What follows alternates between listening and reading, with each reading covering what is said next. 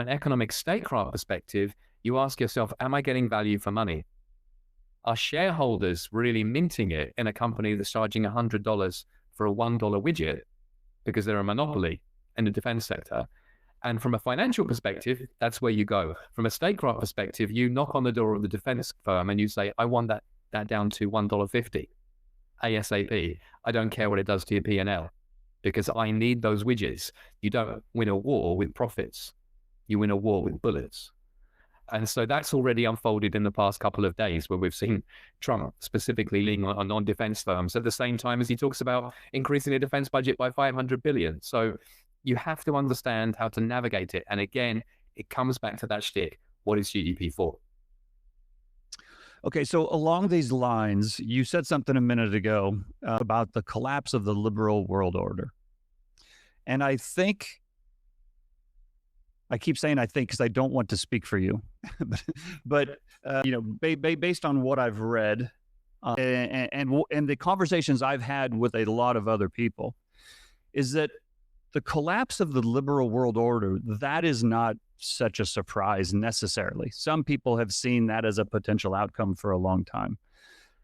But what I think oftentimes with the people I end up speaking with or interacting with is that they equate the collapse of the liberal world order with the collapse of the United States. And that this is an event that will usher in the fall of the United States as the global hegemon and the global power. And what will come next is the rise of China or the rise of the global South or the BRICS or whichever other group you want to define. And where I have come down on it is, yes, the liberal world order or the rules-based order is going to come down, but that doesn't necessarily mean that the United States falls on a relative basis versus the other countries. Could you speak to that and how you see that playing out? Sure. And, long story short, we are of one mind on that because the US is the one who built the liberal world order. As I said, America imposed it, collaborated to build it with others. Although remember, for a long time, it was only around a third of the world that was in it. 1/3 was communist, and the other third was what we used to call non-aligned. So we only got the whole world lined up behind it, ostensibly, from around 2001 onwards. It's a relatively new development in historical terms, even if for someone who's young using Bloomberg, that seems like all of their life. But once you take that away, America is free to, lose influence in some respects. Absolutely. You take the gloves off, people see you for who you really are. You're not loved, perhaps, in the way that you were. But Machiavelli said, is it better to be loved or feared? And it's better to be feared if you have to choose between the two. You have to choose. And I mean, if we look at what America has done, just a couple of months ago, and particularly, say, 18 months ago when Biden was still in office, you had this situation where the US was just, it was acting decisively in the Middle East, controversially but decisively, but it was floundering on many other fronts. And, it didn't really appear able to make any breakthrough against the array of countries and forces, non-state actors, that were really stacking the deck against it and encircling it to a degree and its allies. Well, hasn't that changed in the past couple of days or the past couple of weeks? Yes, you can look at Ukraine and say maybe that's changing in a way that doesn't favor Ukraine or it doesn't favor Europe or the West, etc. That's a whole separate debate. Let's just put that one on ice for now. But in Venezuela, well, that's, the Monroe Doctrine, in effect. That's America basically staking claim to Latin America and all the Western Hemisphere again. In fact, Trump overnight, as we're recording this, has just said that the USMCA is irrelevant. So, all manner of things are going to flow from that Monroe Doctrine that we can unpack. And even in the Middle East, where Iran potentially, that regime could fall. I mean, we rewind to the middle of... That's crazy. Or even September. Yeah, it's crazy. But September 2023, you've got Iran encircling Israel with a whole host of powers. You've got Russia at war with Ukraine. You've got China in Asia. You've got Venezuela in Latin America, of course, with a Hezbollah and Iranian presence and a Russian presence and a Chinese presence in Venezuela, which everyone in the intelligence community knew about. Suddenly, Latin America, it's not settled yet. It's not done and dusted. But America has basically put down the marker and said, ours. Ukraine, they've handed the ball to Europe and said, yours, and you need to copy our economic model to be able to succeed in that particular task. Then they can pivot to Asia.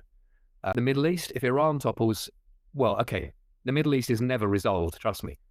you solve a problem and you create a problem. But America is infinitely better placed from a geopolitical perspective right now than it was just a few months ago.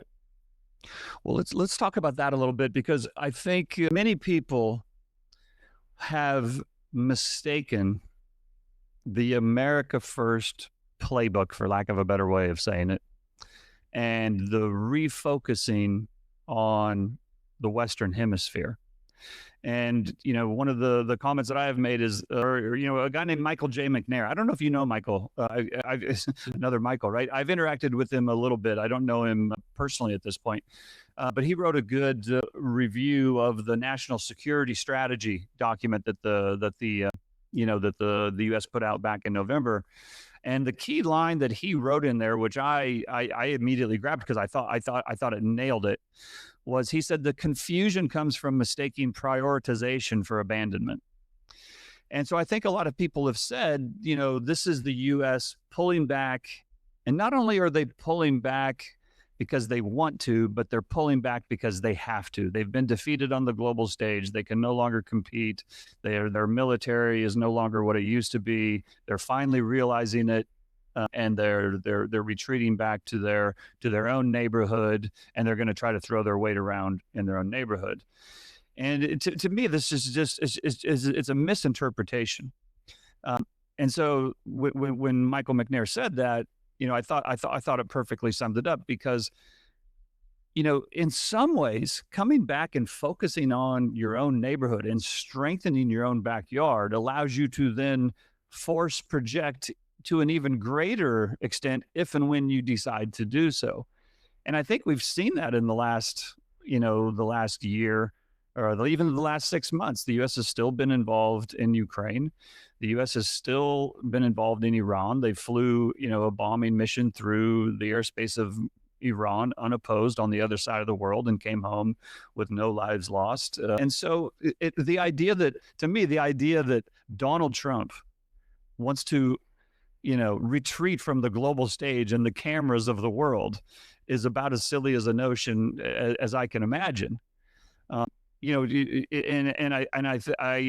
think that misinterpretation of that national security document is part of the misunderstanding of what the United States is actually trying to achieve. And, I know I'm kind of rambling here, but God, I just love talking about this stuff with you. Is, if you have said for a long time that the people who think that Trump doesn't have a plan are insane, for lack of a better way of saying it. You might not like the plan. You may think it's misguided. You may think he has no chance in hell of pulling it off, but there is a plan.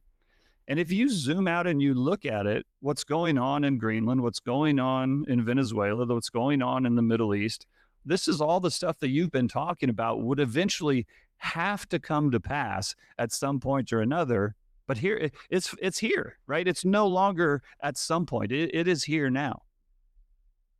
Yeah, absolutely. Let me try and unpack that in a couple of different ways. It was a lot, I know. First of all, no problem at all. First point I want to make is this. Yeah, there are a lot of people looking at what Trump's doing with the Monroe Doctrine, which again is completely logical. In fact, on the day he was reelected, I mentioned it in terms of the policies I expect to see, which is remember the Monroe Doctrine, I said.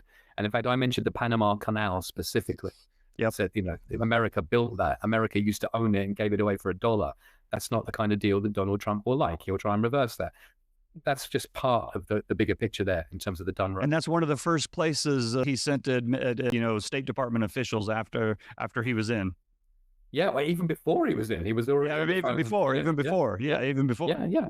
So it's very clear that America does see itself as having what we call a sphere of influence. That's absolutely clear. Okay, it's made that basically on the record again now. But here's the key point: the people who thought that wasn't a Trump plan now say, yeah, but the other part of the plan is he's going to give Europe and Ukraine to Russia, and is going to give all of Asia to China. No, that's not how spheres of influence work. Not if you actually really, really want to maintain primacy, which Trump Yeah. clearly does and the US clearly does.